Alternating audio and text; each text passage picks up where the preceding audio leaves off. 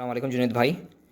ये अभी मैंने आपसे बात की थी और ये आप जो इतना नॉन सीरियसली इस बात को ले रहे हो कि आपको ये मजाक लग रहा है कि ये फ़ेक न्यूज़ है और नंबर झूठे हैं और ये कोई बीमारी इतनी नहीं है, बहुत ख़तरनाक बीमारी है। मैं फ्रंट लाइन पर हूँ, मैं अपने हज़ार बेड के हॉस्पिटल के अंदर जो एक्सपर्ट्स हैं मैं उनमें से एक हूँ। हम लोग दिन रात काम कर रहे हैं। आम तौर पर मैं 10 पेशेंट का ख्याल रख रहा होता हूँ। अभी 2 डॉक्टर एक वक्त में होते हैं जो हर मैं 40 का ख्याल रखता हूँ, वो 40 लोगों का ख्याल रख रहा होता है। और पता है, ये ज़्यादातर लोग वही आ रहे हैं कि जो लॉकडाउन का रिस्पेक्ट नहीं करते हैं, जो कि मिल रहे हैं, घूम रहे हैं, फिर रहे हैं, जो नमाज़ पढ़ने भी जा रहे हैं, जो अपने माँ बाप से भी मिल रहे हैं, जो आप भी कर रहे हो। ऐसे थोड़ी होता है यार। अभी यहाँ पे एक रशियन चर्च है जिसने, हम लोगों ने जब लॉकडाउन लगाया था तो उस रशियन चर्च के बड़े ने यही बोला था कि ये घर में बैठने का टाइम थोड़ी, ये तो खुदा से नाराज़गी की बात हो जाएगी। ये तो खुदा के पास आने का मौका है कि खुदा के पास आओ और गिड़गिड़ा के बोलो कि माफ़ कर दे और ये भला टल जाए। पिछले 2 हफ्ते में इन लोगों के उस चर्च के 50 लोग मर गए। इस हद तक का बुरा हाल हुआ था कि हम लोग को फ़ौजियों को भेजना पड़ा था इनके घरों पे, कि वो घर के बाहर फ़ौजी खड़े हुए थे बंदूक के साथ कि निकलने नहीं दें किसी को। और जैसे ही हम लोग थोड़ा पीछे हटे कि ये लोग घर से नहीं निकल रहे हैं तो चलो पीछे हटो, पीछे हटे तो इन लोगों के यहाँ घर में दावत हुई है, 300 लोगों की शादी हुई थी। अब आ रहे हैं इनके 50 साल के लोग, 40 साल के लोग, 30 साल के लोग, लड़के आ रहे हैं। फेफड़े ही बंद हो गए हैं, किडनियाँ भी बंद हो गई हैं, सबके सब डायलिसिस पे हैं। और इन लोगों के 10वें 12वें दिन इन लोगों का दिल भी रुक जाता है काम करना। तो हम लोग तो साफ साफ बात करते हैं इन लोगों के, जब भी ये एडमिट होते हैं हम लोग कहते हैं भाई इनका दिल रुकेगा तो हम लोग एक चीज़ करते हैं, चेस्ट कंप्रेशन करते हैं। आपने फिल्मों में देखा होगा कि दिल रुक गया है तो शॉक दे रहे हैं, चेस्ट कंप्रेस कर रहे हैं, तो उस वक्त आसपास भीड़ होती है डॉक्टर्स की, नर्सेज की, कि बारी बारी सब कंप्रेस कर रहे होते हैं। और हर बार कंप्रेस करते हैं थोड़ी सांस बाहर जाती है तो हम लोग सब एक्सपोज हो रहे होते हैं उससे। तो हम लोग उनसे साफ बात करते हैं कि हम लोग कंप्रेशन नहीं करेंगे, कि तुम लोगों की बेवकूफ़ी की वजह से, कि तुम लोगों को जब हम लोग इतने टाइम से बोल रहे हैं कि घर में बैठो, घर वालों से नहीं मिलो, दोस्तों से नहीं मिलो, तुम लोग क्योंकि बात नहीं मान रहे थे, हम लोग अपनी ज़िंदगी मजीद रिस्क में नहीं डालेंगे। वैसे ही हम लोग रिस्क में डाल चुके हैं। वैसे ही हम लोग, जब तुम लोगों के घर वालों का ख्याल रख रहे होते हैं, हम लोगों की ज़िंदगी जान जान पर आई हुई होती है यार।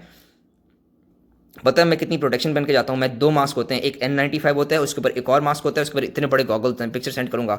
ऊपर से टोपी होती है, फिर गाउन पहनते हैं, फिर ग्लव्स पहनते हैं, फिर जूतों के कवर डालते हैं, फिर जाते हैं, निकलते हैं, सब कुछ कपड़े उतारते हैं, हाथ धोते हैं, वापस क्या नाम है गाउन अप होते हैं, फिर दूसरे पेशेंट के रूम में जाते हैं। सर 40 दफ़ा मैं कर रहा होता हूँ हर रोज़ रात को। और जो दूसरा डॉक्टर है वो भी यही कर रहा होता है। हाल इतना बुरा हो गया कि जिन पेशेंट्स के रूम में हमें जाना नहीं होता उन पेशेंट्स के रूम में हम लोग जा भी नहीं रहते। हम लोग नर्स अंदर जो बैठी होती है हम लोग उसको इशारों से बताते हैं कि ये करना है। थोड़ा सा दरवाजे की खोलते हैं, कोई आईवी ख़त्म हो गई तो आईवी देते हैं और बस ख़त्म, बाहर वापस आ जाओ। उसको जो अंदर है उसको अंदर रहने जो हम लोग बाहर है बाहर आने दो। हम लोग अपने दोस्तों से नहीं मिल रहे हैं। ये हाल है कि मेरे साथ जो डॉक्टर्स हैं जिनकी फैमिलीज़ हैं, जिनकी नर्सेज जिनकी फैमिलीज़ हैं, वो अपने बच्चों से नहीं मिले हैं पिछले 1 महीने से। कोई भी नहीं मिला अपने अपने घर वालों से। ठीक है, हम लोग आते हैं। इस तरह मैं अपना बताता हूँ कि मैं जिन कपड़ों में हॉस्पिटल के अंदर होता हूँ वो कपड़े मैं हॉस्पिटल में उतारता हूँ, उधर की लॉन्ड्री मशीन में डालता हूँ, जो कि स्पेशल लॉन्ड्री मशीन होती है सैनिटाइजेशन वाली, उसमें डालता हूँ, नहाता हूँ, दूसरे कपड़े पहनता हूँ। फिर उन कपड़ों में जब मैं हॉस्पिटल से बाहर आता हूँ, मैं घर पे आता हूँ तो दरवाजे पर अपने सारे कपड़े उतारता हूँ, बास्केट में डालता हूँ, डायरेक्ट वापस जाता हूँ, दूसरी दफ़ा नहाता हूँ और फिर तीसरी तीसरी चेंज करता हूँ। मैं रोज़ाना 3 कपड़े बदली कर रहा हूँ सिर्फ इसलिए कि मुझे वायरस नहीं लगे। तो जब मैं इतनी प्रोटेक्शन कर रहा हूँ तो आप लोग क्यों नहीं कर रहे हो प्रोटेक्शन इतनी? मतलब नमाज़ पढ़ने का मकसद क्या है? इस ऐसे मौके पर बाजमात पढ़ने का मकसद क्या है? यूँ तो ज़िंदगी भर नमाज़ पढ़ी नहीं है किसी ने।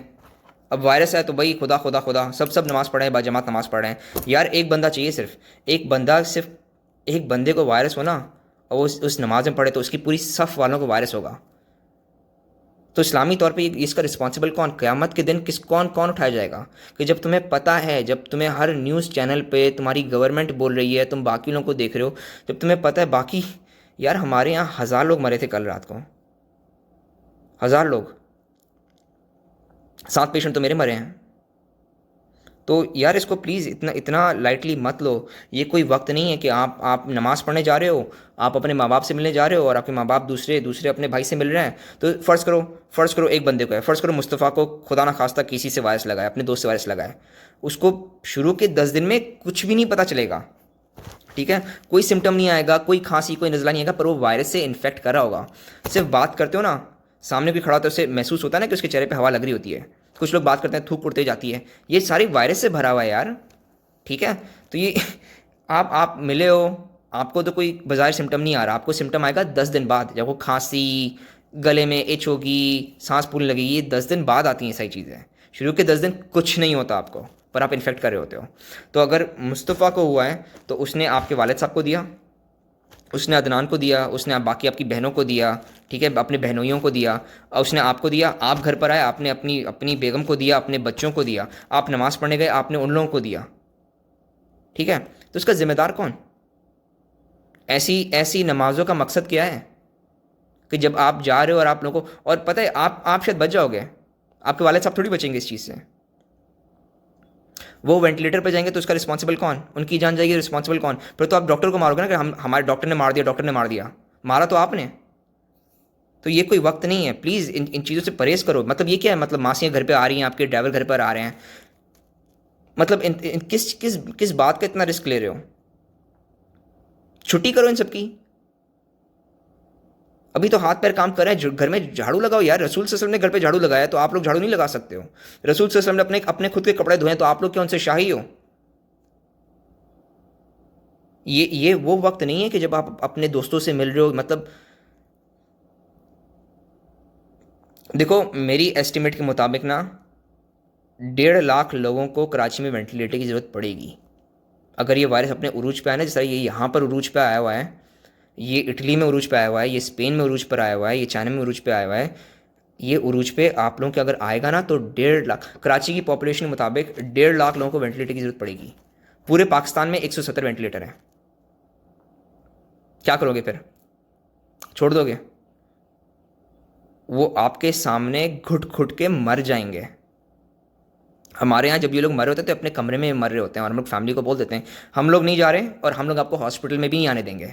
आपको बस हम लोग एक फ़ोन कॉल करेंगे कि आपका बंदा मर गया है, ठीक है। और हम लोग रात, मतलब जब हम लोग देख रहे होते हैं कि बंदा जा रहा है, तो हम लोग रात के शुरू में कॉल कर लेते हैं। जब मैं देखता हूँ, शिफ्ट में पकड़ता हूँ, पेशेंट की केयर पकड़ता हूँ, मैं देखता हूँ ये पेशेंट जाने वाला है, ये पेशेंट जाने वाला है, ये पेशेंट जाने वाला है आज, तो मैं उनकी फैमिली को शिफ्ट के स्टार्ट में ही फ़ोन करके बोल देता हूँ कि भाई देखो, इनकी हालत गंभीर है, मुझे नहीं लगता ये आज रात सर्वाइव करेंगे, आप आके देख नहीं सकते हो इनको, ठीक है। और मैं जो मेरी नर्सेज है ना, मैं उनको भी कमरे से बाहर निकलवा लूँगा, क्योंकि उनको रिस्क पर डालने का कोई फ़ायदा नहीं कि बंदा जाने वाला ही है। और जब ये मर जाएगा तो मैं आपको एक फ़ोन कॉल करूँगा कि आपका बंदा मर गया है, ठीक है। हम लोग एग्जामिन करने भी अंदर नहीं जा रहे होते। वो वेंटिलेटर की ट्यूब डली हुई होती है, उस ट्यूब के ऊपर हम लोग क्लैंप लगाते हैं, वेंटिलेटर डिस्कनेक्ट करते हैं, मॉर्ग में भेज देते हैं, ठीक है। उधर ही उनकी टॉफ़ी तैयार होती है, कफन में उधर ही बांधते हैं, और फिर वो आगे ट्रांसपोर्ट हो जाती हैं बॉडीज़। और ये बॉडी को हम लोग दफना नहीं रहे हैं, ये जला देते हैं हम लोग, क्रीमेट कर देते हैं, कि कोई फ़ायदा नहीं है इसको, रिस्क किसी को भी रिस्क पर डालने का कोई फ़ायदा नहीं है। प्लीज़ इस बात का प्लीज़ ख्याल रखो। 10 दिन बाद ये इफेक्ट लाना शुरू करता है, सिर्फ इस बात का ख्याल रखो। आप मस्जिद में नमाज़ पढ़ने गए हो, एक बंदे को वायरस है, उसने सांस ली, चलो खांसा उसने, 8 लोगों की अगर गैदरिंग है, सबके सबको वायरस लग गया, ठीक है। उसने नहीं किया, अगर आपको खांसा नहीं, उसने हाँ करके थूका, आपकी चप्पलें उस थूक पे चढ़ी, वो चप्पल पहन के आप घर में आओगे ना, वायरस तो ले आए आप घर के अंदर, फिर क्या? फिर आपकी बेगम की जब डेथ होगी तो कौन रिस्पॉन्सिबल है उसका? मासियाँ घर में आ रही हैं, ड्राइवर घर में आ रहे हैं, यार ये प्लीज़ ख्याल रखो। मतलब क्या क्या काम नहीं होता? लॉकडाउन नहीं है, ये डिस्क्रिमिनेशन है। ये लॉकडाउन नहीं है, ये मुनाफकत है। ये लॉकडाउन नहीं है, ये अकरबा परवरी है। ये लॉकडाउन नहीं है, ये जुल्म और जबर है। ये लॉकडाउन बिल्कुल नहीं है, ये कन्फ्यूजन है। ना मरकज़ और सूबे एक पेज पे हैं, ना ये पता कि तामीराती शोबा जिसको खोलने का ऐलान किया गया उसकी पूरी चेन डिस्कनेक्टेड है, नहीं पता कौन सा शोबा कैसे खोलना है। दर्जी खुलता है तो उसके पास बटन नहीं, इलास्टिक नहीं, जिप नहीं, कपड़ा नहीं। प्लम्बर काम करना चाहता है, नोटिफिकेशन में इजाज़त मिलती है, उसकी सैनिटरी की दुकान खुली नहीं। इलेक्ट्रीशियन और तरखान उसे कहते हैं काम करो, लकड़ी की दुकान खुली नहीं, उसकी इलेक्ट्रीशियन की दुकान खुली नहीं। ये क्या है? ये पूरे मुल्क के ताजरों के साथ एक मजाक है, ये पूरे मुल्क के ताजरों का इस्तेहसाल है। मैं इस इस्तेहसाल पर, इस जुल्म पर हर फोरम पे आवाज़ तो उठा रहा हूँ, लेकिन ये यू टर्न हुकूमत है। हमें हर दफ़ा बुलाते हैं, हर दफ़ा हमें एक नया लॉलीपॉप दे के रुखसत कर देते हैं, एक नई ट्रक की बत्ती के पीछे लगा देते हैं। कभी वज़ीर सनत की ट्रक की बत्ती के पीछे, कभी वज़ीर कानून की ट्रक की बत्ती के पीछे, और अब गुज़िश्ता 4 दिनों से हमें रोज़ कह रहे हैं कि वज़ीर आला से आपसे मुलाकात करवाएंगे और वज़ीर आला आपके मसले हल करेंगे। छोटे ताजरों के लिए अलहदा पैकेज होगा, दरमियाने दर्जे के ताजरों के लिए अलहदा पैकेज होगा। बिज़नेस को चलाएंगे, कारोबार को चलाएंगे, मदद भी करेंगे, कारोबार भी चलाएंगे। रोज़ नोटिफिकेशन निकालते हैं, उसी की खिलाफ वर्जी खुद करते हैं।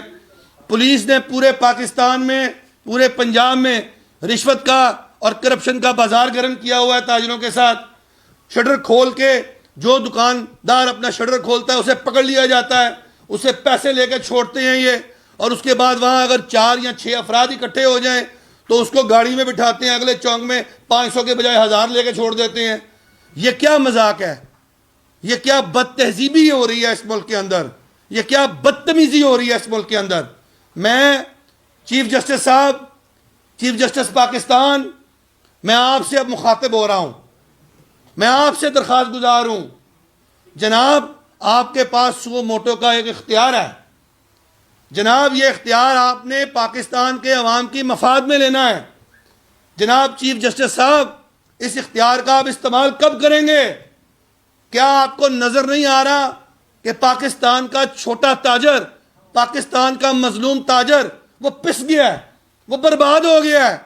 उसके पास अपने रोज़मर्रा के अखराजात चलाने के लिए सरमाया नहीं, उसे हुकूमत ने कोई इमदाद नहीं दी। चीफ जस्टिस साहब, सुओ मोटो लें। चीफ जस्टिस साहब, हुकूमत को बुलाएं। चीफ जस्टिस साहब, ताजरों को बुलाएं। आप पाकिस्तान के सबसे बड़े मुंसफ हैं, आपने इंसाफ करना है। हमारे साथ बेइंसाफी हो रही है, हम आपसे अदल का मुतालबा करते हैं, हम आपसे मुतालबा करते हैं। चीफ साहब, आप कब एक्शन में आएंगे?